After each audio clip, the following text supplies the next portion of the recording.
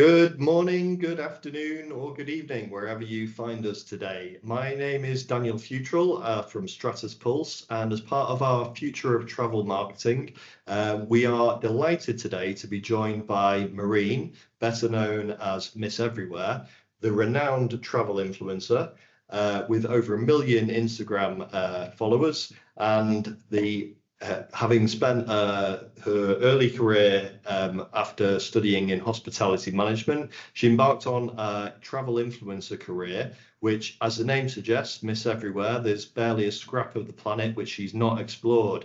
So Mareen, thank you very much for joining us today. Good to see you. And where are you tuning in to us from? Yeah, thank you for having me. I'm joining you guys from Mykonos, currently in Greece, enjoying the summer sun here in Greece, and it's beautiful. Yeah, I'm here working on some jobs with hotels, and yeah. Fantastic. Well, just if we may start where it all began, Mareen, just tell us a bit about what inspired your journey into travel influencers. So basically, by the time I started the whole career path, it wasn't a career at that time. I started, I think, 10 years ago now this year. And back then, even the word influencer didn't exist yet.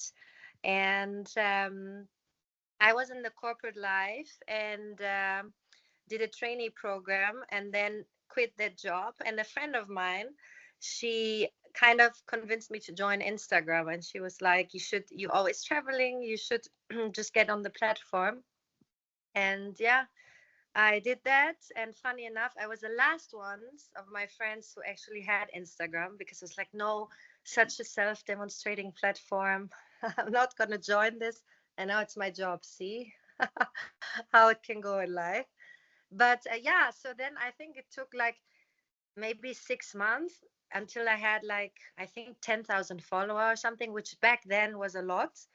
And yeah, I think I was just lucky that I put myself on this platform at the right time, let's say when the platform grew into what it is today, because also Instagram was just in the starting phases, let's say, and there, like I said, there were no influencers, the job didn't exist. So it was more like I put photos, I uploaded content of what I love doing, traveling and hotels, and within time then it started to become that brands reached out, hotels reached out, airlines reached out, hey, we've seen your profile, can we work together? And then it became this thing. So now obviously you have a lot of influencers, let's say, and it became a whole thing. But back then I remember one of my first trips, uh, it was um, it was a trip for the embassy of a country, and it was a media trip, and there were, I think, 100 journalists, and I was the only one from Instagram. And people asked me, the journalists were like, "You're taking photos for what? Instagram?" And that's why you're here. That's why they invite you. So it was completely new marketing channel at that time to basically advertise hospitality and tourism on the app, basically. Yeah. So that was how it started. Fantastic. And as I mentioned earlier, you were studying in hospitality before you embarked on your journey. How did you find that helped in starting out in travel influencing? So yeah, I did my bachelor's at a hospitality management school, but I did marketing there. And then I did a master's degree also in international management later on in London. And I think I believe in the universe, and I think it works in very mysterious, powerful ways. So it's funny somehow how you end up with all your passions. And luckily, I was able to create a job out of this. And I think in the beginning, it didn't help me so much. But I think down the line, to have that knowledge of hospitality management helps me a lot to assess a place, especially a hotel, in because my niche is luxury hotels. So to really see you know, in which way you can recommend a place or not, or if they're at a certain standard and for who it's suitable. So I think in that way, it helps a lot to have this background knowledge of hospitality management and how basically you manage a property. Yeah. Great. Okay. And in some of those luxury destinations that you've been to in your career, what you say is some of the most memorable experiences you've had while traveling? I think there's so many in 10 years. If you just talk about purely the places, obviously there's so many different amazing hotels and trips. And is it a beach destination, something like Seychelles or a safari? I think we are very lucky to live on a planet that is that beautiful and that we are living here now, where we all have the possibility to just jump on a flight and go somewhere, which I don't know if you think our grandparents, for example, they didn't have that possibility. So I think there's so many, I couldn't name one. Actually, I think one place that really impacted me has been Maldives. It's my absolute favorite destination. I think it's amazing in hospitality what what they're doing there, the concepts. There's, I think, currently 135 five-star hotels and always new concepts. And obviously, the nature is beautiful. You have everything around. But besides really the places itself, it's, I think, really the people and the memories you make, right? I think that's the beauty of this of traveling. It's not just the place, it's not just the hotel or the trip. It's also the obviously the company you're going with, and then the memories you make and all the people you meet along the way, especially when you go to so many countries. You you are thrown into situations that are very different from where you are from. And I think it makes you very compassionate for other cultures, for other people, for other life situations. I think that's a beautiful thing. From my memories, there's so many memories I have where I met people and heard their stories, how they grew up or where they lived, and that really impacted me also. I think how it shapes your view, how you see life. Well, I think your passion for travel and sort of those experiences really comes through. I was wondering, how do you balance that enjoying the moment and really taking in that mindful experience of traveling, but how do you balance it with capturing that content which you end up putting onto your platforms as well? Well, so for me, it was always a priority to really live the moment. And I think that's something that maybe changed in the industry a little bit, because back then, like I said, there were no influencers, it wasn't existing. It was more you were at a nice place and you saw a beautiful sunset and you captured it and then you uploaded it without really thinking much. And somehow I kept it the same way. I'm still the same. Like I post whenever I want to post. I don't have agenda. It always worked somehow for me this way. I think because people see that way that it's real somehow. It's not planned or strategic. It's just more when you feel like it, you post. Obviously now when you have jobs, that's a little bit different, but it's still a priority to enjoy the moment. I have a promise to myself, and all my friends know that I will never capture a fake sunset, a fake experience. And I think that's something that nowadays you see a lot on Instagram. Wherever you go, there's people, they have a bag, they have a 500 outfits. They just want to recreate that moment that they've seen on Instagram, but they don't actually have that moment. They don't actually sit there with their friends and it's a beautiful dinner that they take a photo of, then as a memory, let's say. It's unfortunately a little bit the downside maybe of Instagram, very produced now.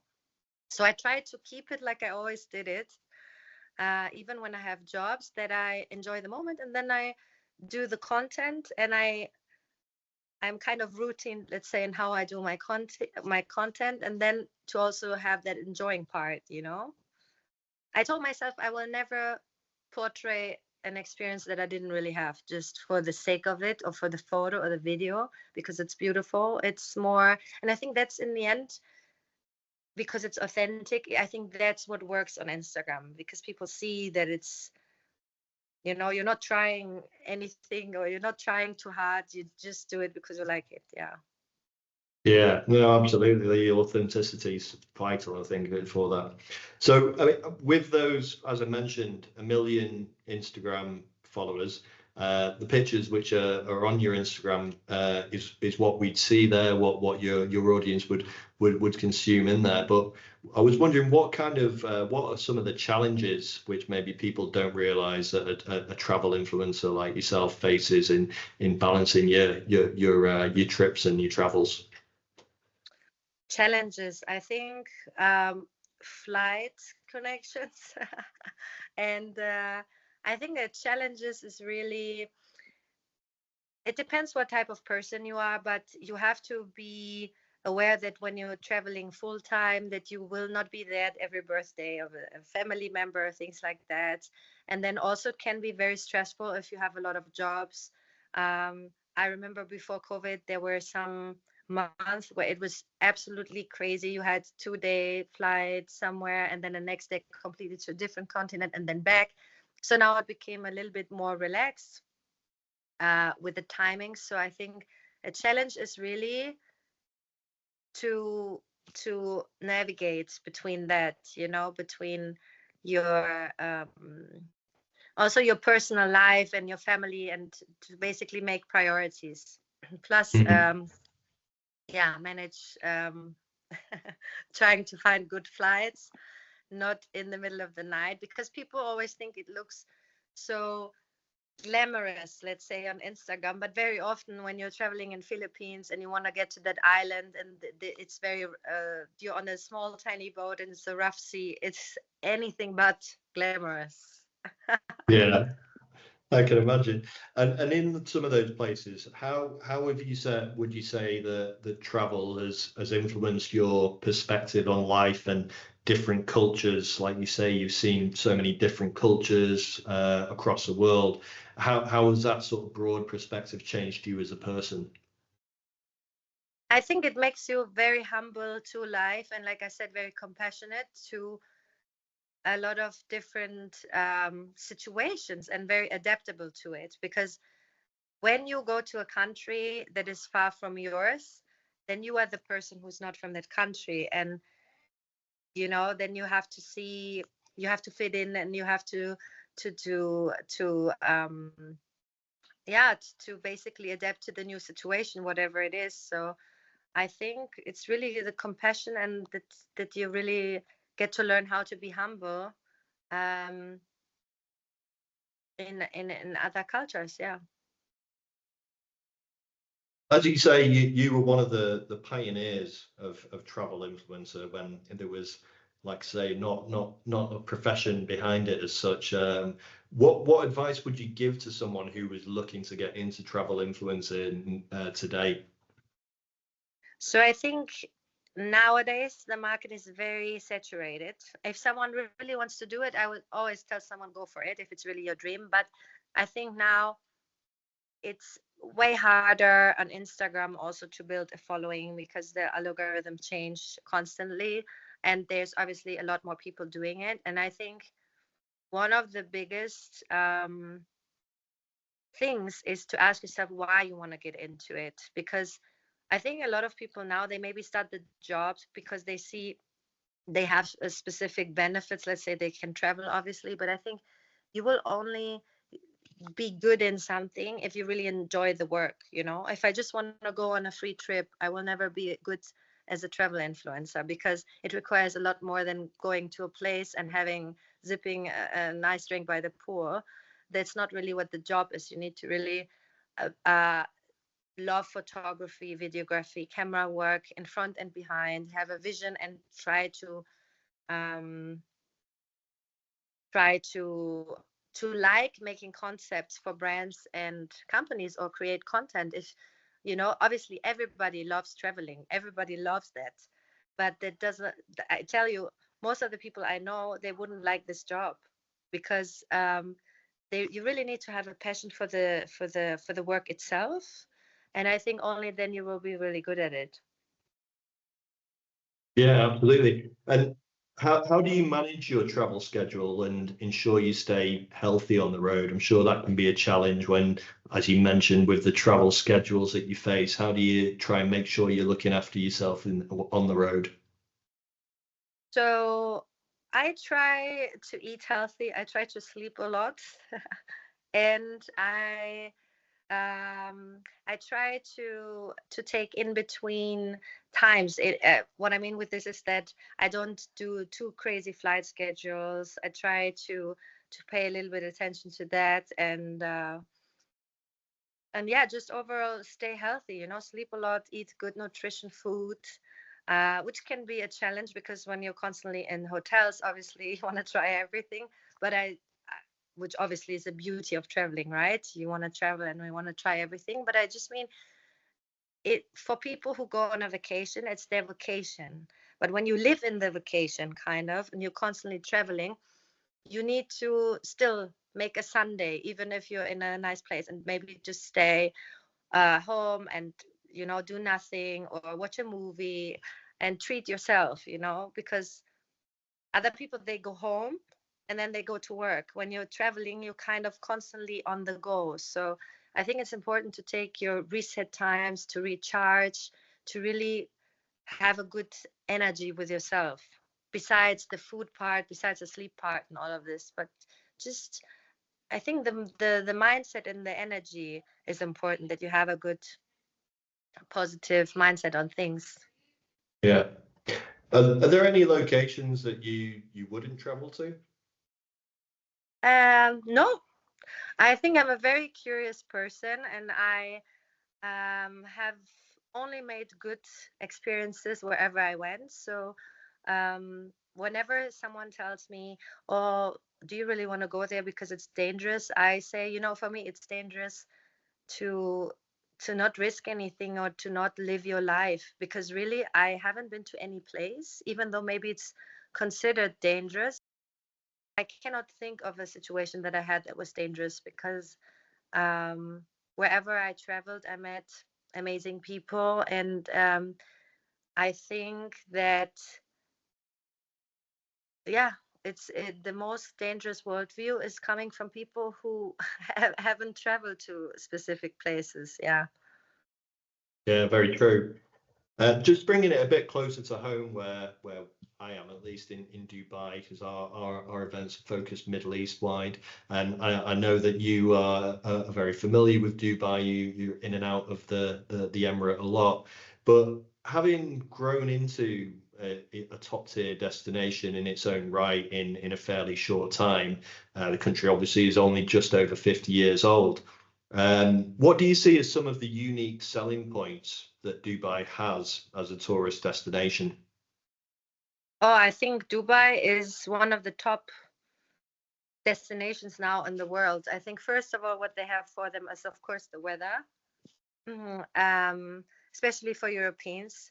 The geographical location is amazing. From Europe, uh, 6-hour flight, you're there, you have sun. The whole development in the entire city is amazing. Every time you're coming there, there's something new, a new building, a new experience. I think they are doing an amazing job with building the city and what they're planning to do. And you have all the paradise places close. You can fly to Asia, you can fly to Maldives, Seychelles. It's all really close. And another thing that I love about Dubai is actually that it's so safe, super safe destination, and also um, that so many different cultures live together in peace there. I think that's something that other countries really can learn something from. That everybody there is really respectful towards each other, and I think what Dubai makes amazing is that they make everyone feel welcome, no matter where you're from. It's a place you can come there, you can start your business there, you can find a job there, and I think they're really doing a good job in making people feel that they have a lot of opportunities in the city that they can use for their career or something. And basically to build their life. I think people moving to Dubai or living in Dubai, they have a very good life. And that's the intention of Dubai. And I think that you feel that there. And that's also the reason why a lot of people now moving to Dubai, because they have all those amazing opportunities there. Yeah. Do you remember the first time you came to Dubai at all? Yeah, I think it was 10 years ago. It was so different. It was Yeah. so different. a lot of the buildings were not there, and but still it was the start of it, and it was I think compared to 10 years ago and now, it became a lot more westernized. And obviously, 90% of people in Dubai are expats. And you can feel that it's really, it's the Middle East, but it's still very open-minded, I think, for people who live there. And the, yeah, I think it's a great place to be. Yeah. Well, you mentioned there obviously the pace of change in Dubai and the Middle East as a developing area in its infancy as a country. So looking a little further away, but again, one which is one of the most exciting tourist destinations up and coming in Saudi Arabia, the Kingdom of Saudi Arabia.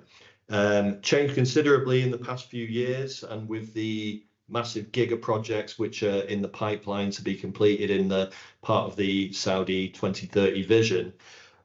How exciting are those developments for you in KSA, and how excited are you at the prospect of going to visit them when they're complete?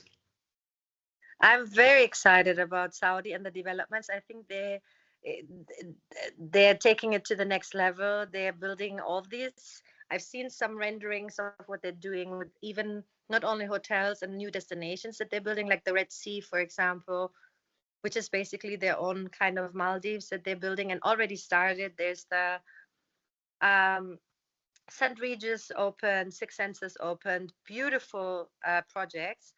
And I was in the ITB, the biggest travel tourism trade fair in Berlin, and they were actually the host of the trade fair, Saudi Arabia. And when you entered the hall, out of all the halls from all of the country, they really nailed it. Like just visiting this hall, you can see how much dedication and how much budgets are being put into developing Saudi as a new destination, which will probably take a few years. But they already started and it already exists. I mean, the Red Sea is already, you can already go there. Al Ula also is another destination that is like very unique. And I think it's a country, it's a destination with a lot of potential, with everything they're building there in a whole new market, because it's still also very different than Dubai. And I think they can cultivate that very well and create something amazing there. And it will be very interesting for people to go, for tourists to go, once they understand more about Saudi and what they're planning to do there. Absolutely, yeah. I mean, it's such an exciting place, and like you say, it's still got its USPs away from Dubai, and so yeah, it's going to be interesting to see how they both look in another 10 years. Like you say, the rate of progress and change in Dubai, and to see the progress and change. I think in our first original call, I explained when I first went to Riyadh 15 years ago compared to now, it's a world away. So yeah, very exciting to see what happens there. Just on those points, and obviously with countries like Saudi Arabia, and what would you say are some of the are there any cultural and religious factors that you consider when posting your content in Middle East countries or other conservative, sort of traditionally conservative countries? Is that something that you sort of factor in when you're choosing what content to play to put in your posts? I mean, I don't change my content regarding to any religious place I'm in or not, because it's kind of irrelevant for my content, because the things I post and the platform that I have, it's for people from everywhere. So I have a following from all around, and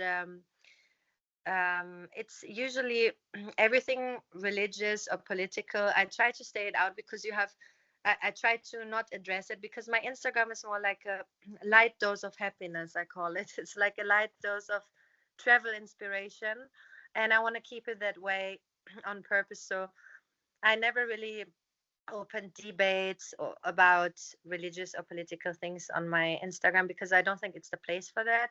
And I'm very grateful for the community that I've built there, and that they love that. They really the number one question I get on Instagram, it's really about the places I go and people want to book it. And I see it, there's like a high return of transactions in terms of people actually booking the places, and they're like, hey, this and this is our budget. We want to go on a on a honeymoon. Where can we go? And I try to help them because only because of the people watching me, I can do my job. So I try to take the time and help them in that. And yeah, so it's really, my Instagram is a place for everybody, and no matter what religion or political background someone supports or is from, they're welcome. Absolutely. And just in conclusion, tell us a little bit about your future travel plans. Where next for you, and are there any sort of new projects which you're particularly excited about coming up? Well, now I'm in Greece, and then I will also go. One of the next trips I'm excited about is going to be Oman, because I haven't been in Oman, and I think it's I think it's nice to explore destinations that are a little bit not so oversaturated yet on Instagram. So yeah, there's a lot of new destinations and hidden destinations in those areas where I think you can create beautiful content, and it's one of the places where it's not where everybody goes. I like to go a little bit also and find new places and show new places to people, and so that the people find a value in something new, or that they get a new inspiration besides the typical places you see on Instagram a lot. Brilliant. Well, thank you very much, Mareen, Miss Everywhere. Really appreciate your time and fascinating insights on your journey as a travel influencer. We look forward to seeing you passing through Dubai next time, and hopefully at one of our events in the future on our travel marketing side. Yeah, thank you so much, and I hope I see you soon. Take care. Thank you. Bye bye.